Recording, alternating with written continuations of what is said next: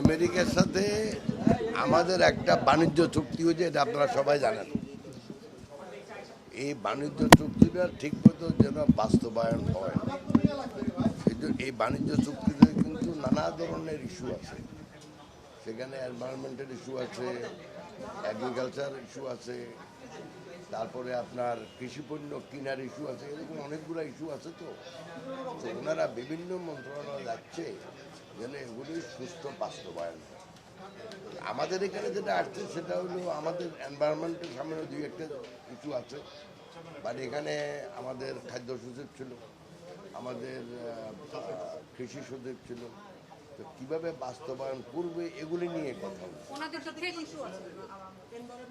এনভায়রনমেন্টের issue আছে যেন আমরা স্ট্রিক্টলি আমাদের যে এনভায়রনমেন্টাল লগুলো আছে, এনভায়রনমেন্ট ইমপ্রুভ করার জন্য এই লগুলো যেন ঠিকমতো আমাদের দেশে বাস্তবায়ন করে।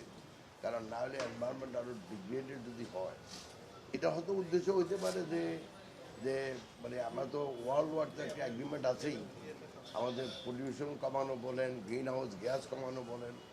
তো জাস্ট ওটা নিয়ে বেশি কথা হয়নি। কথা হয়েছে ওনারা বাংলাদেশকে সাথে বাণিজ্যিক সম্পর্ক আরও বাড়াইতে চায়। আমার তো পক্ষে বিপক্ষে বলার কিছু নাই। একটা বাণিজ্য চুক্তি হয়েছে, সরকার সাইন করছে, আগের সরকার হোক পরের সরকার হোক। এখন যদি কোনো পার্টিকুলার ইস্যুতে যদি কোনো মিনিস্ট্রি যদি কোনো ইস্যু রেজ করে, তাহলে সেটা উচিত হবে আমাদের পররাষ্ট্র মন্ত্রণালয়ের মাধ্যমে সেই ইস্যুগুলো ওনাদের সাথে টেক আপ করা। এটা তো আমরা তো কিছু করতে পারবো না।